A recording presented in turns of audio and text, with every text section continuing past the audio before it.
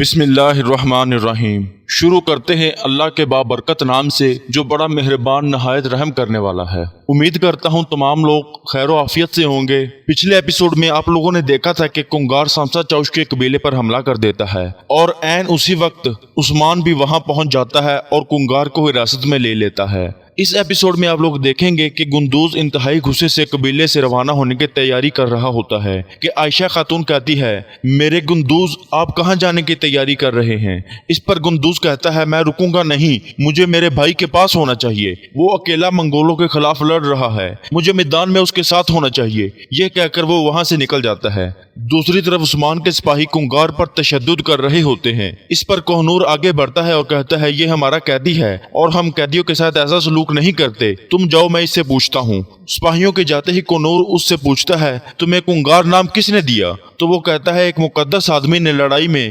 بہادری کی وجہ سے مجھے یہ نام دیا۔ پھر کوہنور اس کی گردن پر نشان دے کر کہتا ہے، تمہاری گردن پر یہ نشان کیسا ہے؟ پھر اپنی گردن کا نشان دکھاتے ہوئے کہتا ہے، بتاؤ میری گردن پر بھی ایسا نشان کیوں ہے؟ اس پر کنگار کہتا ہے، جاؤ یہاں سے، مجھ سے فضول سوال مت کرو۔ کوہنور کہتا ہے، تم میرے چھوٹے بھائی ہو، آخر تمہیں کس طرح سے یقین آئے گا؟ یہ سن کر کنگار اس کے منہ پر تھونک دیتا ہے اور کہتا ہے، میں اس کھیل کا نشانہ نہیں بننے والا، میں ایک منگول ہوں۔ اس کے بعد کوہنور اسے رسی سے پکڑ کر عثمان کے پاس گھٹنوں کے بل بٹھا دیتا ہے۔ دوسری طرف گندوز اپنے سپاہیوں کے ساتھ جنگل سے گزر رہا ہوتا ہے کہ jerkutai اس کا راستہ روک لیتا ہے اور اس کے سپاہی انہیں گھیر لیتے ہیں۔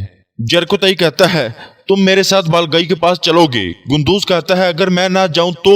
jerkutai کے ایک اشارے پر اس کے سپاہی گندوز کے سپاہیوں کو مار دیتے ہیں۔ یہ دیکھ کر گندوز گھوڑے سے اتر کر حملہ کر دیتا ہے کہ اتنے میں jerkutai کا سپاہی ایک تیر اس کی ٹانگ پر مارتا ہے، جس کی وجہ سے گندوز زمین پر گر جاتا ہے اور jerkutai اسے پکڑ کر وہاں سے لے جاتا ہے۔ ادھر صوفیہ اور اس کے سپاہی غار کے باہر گات لگا کر بیٹھے ہوتے ہیں کہ شیخ ادبالی اور درویش غار میں داخل ہوتے ہیں۔ یہ دیکھ کر صوفیہ کہتی ہے، شاباش سالوادور۔ پھر وہ اپنے سپاہیوں سے کہتی ہے، غار کو چاروں طرف سے گھیر لو۔ دوسری طرف jerkutai گندوز پر تشدد کر رہا ہوتا ہے اور کہتا ہے، تم نے گھاتوں کو خبر کیوں بھیجی؟ اس پر گندوز کہتا ہے، یہ تمہیں کس نے بتایا؟ میں نہیں جانتا کون تمہاری ذہنوں سے کھیل رہا ہے، لیکن تمہیں اس کا بدلہ ضرور چکانا ہوگا۔ یہ سن کر jerkutai گندوز پر مکے برسانا شروع کر دیتا ہے اور کہکے لگا کر وہاں سے چلا جاتا ہے۔ سپاہی بران غار کے باہر پہنچ جاتا ہے۔ شیخ ادبالی اور درویش بھی باہر آ جاتے ہیں۔ سلام کہنے کے بعد کہتا ہے، میں عثمان کی طرف سے پیغام لے کر آیا ہوں۔ اسی دوران صوفیہ اور اس کے سپاہی جھاڑیوں سے نکل کر انہیں چاروں طرف سے گھیر لیتے ہیں۔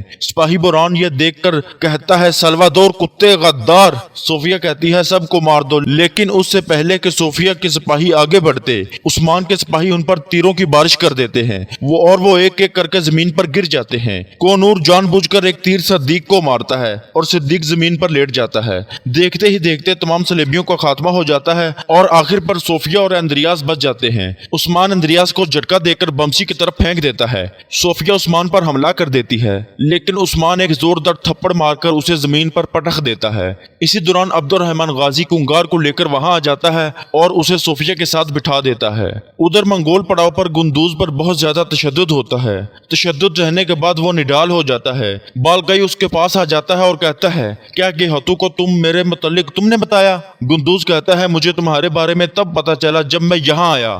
یہ سن کر بالگائی ہتھوڑا اور کیل اٹھا کر گندوز کے پاس آتا ہے اور بے دردی سے اس کے ہاتھ پر کیل ٹھونک دیتا ہے۔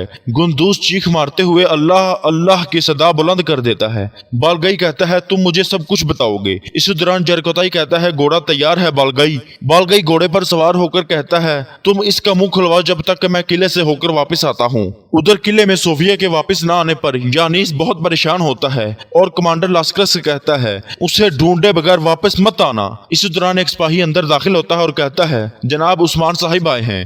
یہ سن کر یانیس کہتا ہے، لے کر آؤ اسے۔ عثمان صوفیہ کی تلوار اٹھاتے ہوئے صلیبی سپاہیوں کے درمیان سے اندر داخل ہوتا ہے۔ عثمان اندر پہنچتے ہی صوفیہ کی تلوار یانیس کی طرف پھینک دیتا ہے۔ کمانڈر لاسکر تلوار اٹھا کر یانیس کو دیتا ہے۔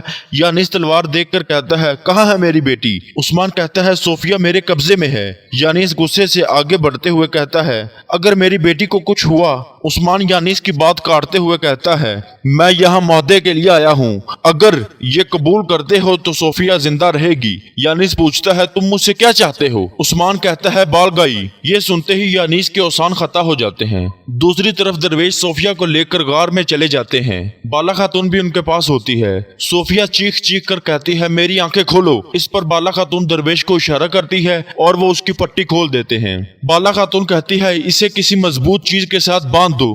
درویش یہ سن کر اس کی رسیاں کاٹ دیتا ہے، لیکن صوفیہ اپنے بالوں سے پن اتار کر درویش پر حملہ کر کے اسے زخمی کر دیتی ہے۔ درویش صوفیہ کو مارنے کے لیے آگے بڑھتا ہے تو بالا اسے روک دیتی ہے، باہر جانے کا حکم دیتی ہے۔ یہ سن کر درویش باہر چلا جاتا ہے۔ درویش کے باہر جاتے ہی صوفیہ بالا پر حملہ کر دیتی ہے، لیکن ناکام رہتی ہے۔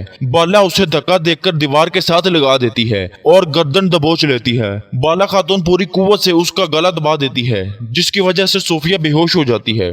دوسری طرف عثمان قلعے میں موجود ہوتا ہے۔ یانیس کہتا ہے اگر میں تمہیں بالگائی دیتا ہوں تو گہاتو آ کر قلعے کو تباہ کر دے گا۔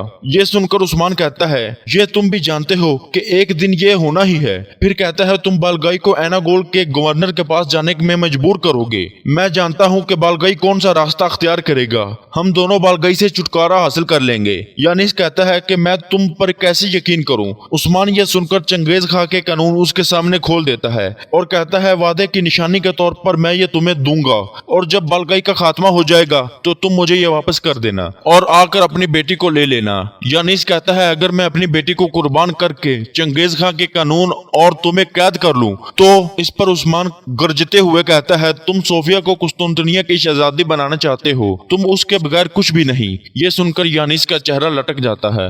حاضرین گرامی، اسی کے ساتھ اس ایپیسوڈ کا بھی ریویو ختم ہو جاتا ہے۔ امید کرتا ہوں آپ لوگوں کو ہمارا یہ ریویو بہت پسند آیا ہوگا۔ اگر پسند آیا ہو تو اس ویڈیو کو لائک کر دیں اور ہمارے چینل کو سبسکرائب کر دیں تاکہ آنے والی ایسی تمام ویڈیوز آپ تک آسانی سے پہنچ سکے۔ اسی کے ساتھ اپنا اور اپنے چاہنے والوں کا بہت سا خیال رکھیے گا اور ہمیں بھی بہت سی دعاؤں میں یاد رکھیے گا۔ انشاءاللہ ملتے ہیں اگلی ہی دلچسپ ویڈیو میں۔ اللہ حافظ و ناصر۔